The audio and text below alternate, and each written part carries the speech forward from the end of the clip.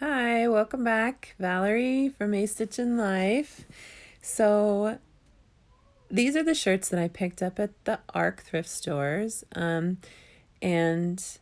this one is a flannel. I got them to make an upcycled dress for a client of mine. And I've made these dresses several times in different styles, but this one is, I'm showing you how thick the fabric is particular to a friend of mine, a particular style that looks good on her.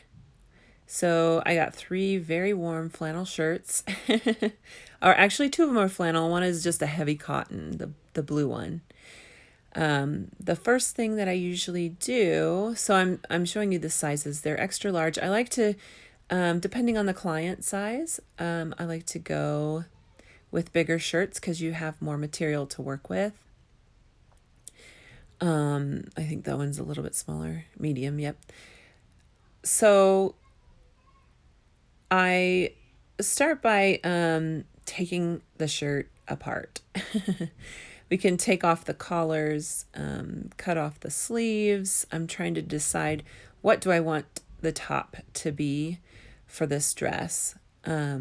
I go with the blue because it's a rich color, but it's also kind of mild, as opposed to having red right next to your face. Sometimes light can reflect off of the red and it can make your face look red, for lighter skinned people, which my client is. So I went with the blue instead for the bodice. And I'm showing you that I'm cutting the sleeves off right at the seam. Do not take them apart. I mean, that's the way I do it. I do not take all the stitches apart. That would be just, oh my gosh, so time consuming. And for the most part, they don't fray enough to really have to take it apart at the seam and keep all of that seam allowance. So be brave and just cut it. These shirts were like between $3 to $7 each, and since I only got 3 of them, it's not gonna break the bank. I think one was $7, but the other 2 were like $3 or $2.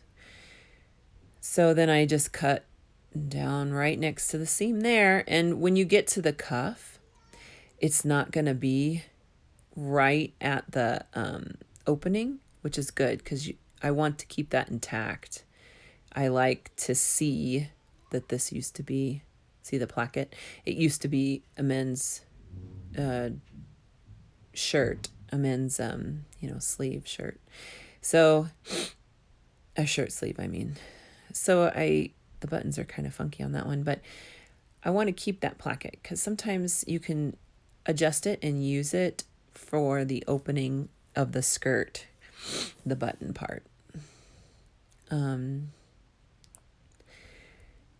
I always cut the tags off because they get in the way. And it's difficult to cut through fabric and the tag itself as well.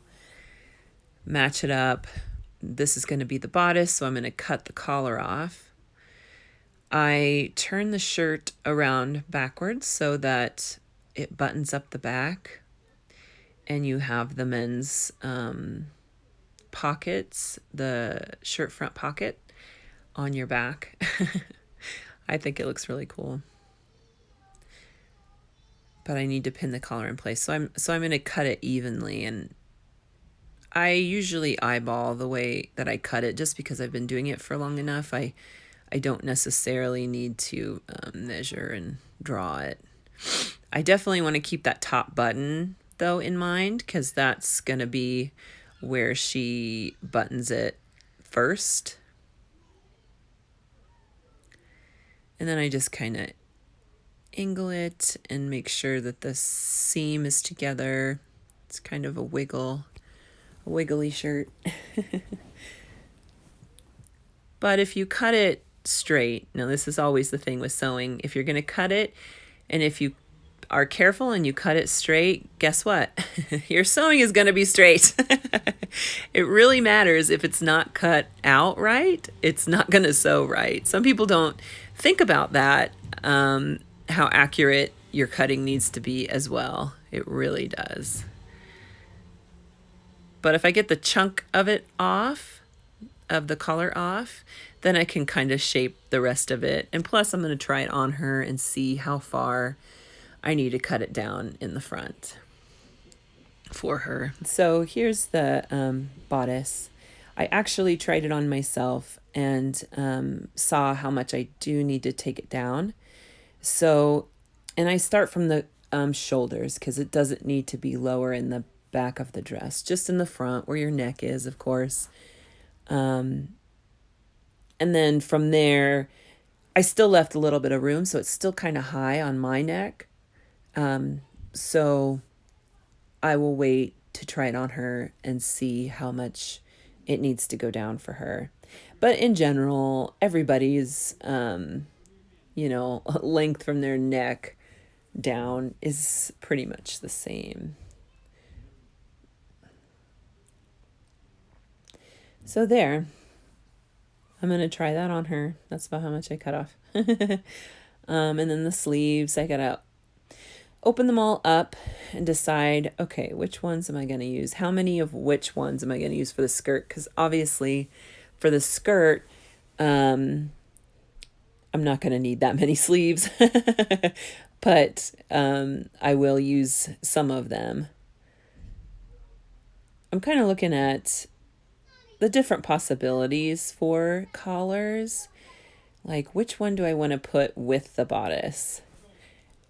You'll see the particular style of the dress. I put on a collar backwards and kind of make it look like this opened neckline fold over collar from like the 60s. It reminds me of this particular vintage style that I really like. Especially, let's see, you'd see them on a lot on like wool dresses from the 60s. But I want to make sure that the color I'm matching is going to be a good color. That other flannel, it's not that it's too worn, but it's really fuzzy. This one isn't as fuzzy. And so I like the colors better on it. And here's my client, and I'm going to just drape it right on her and make the darts that need to be made in the front to shape more of a feminine shape. I'm very cautious and careful, and I don't poke people. I know that's one worry I get from clients, because maybe their moms pinned clothes on them when they were little and they got poked a lot. I always reassure them, no, I'm not going to poke you. You're going to be fine. It's so funny. She wasn't worried though. And so I just overlap the seams, just lay them flat on top of each other, and I zigzag. And then I go back and I sew a straight seam too. There's my octopus. That's what I use for my pincushion.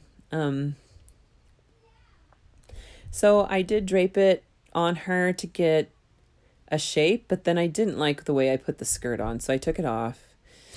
And I did pin the collar on there, and I liked that. I pinned the darts. I sewed the darts.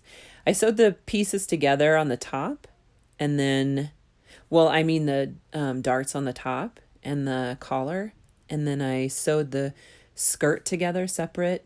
And I decided I was going to drape it on the form, because that form is about 1 inch bigger than my client, so it gives me a little bit of wiggle room.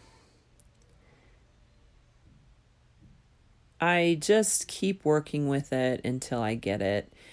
And just from experience, I kind of know this is the skirt. It ended up being really cute. I had to take some of the fullness out too, though, because some of the sleeves were kind of bigger around the arm and the arm side.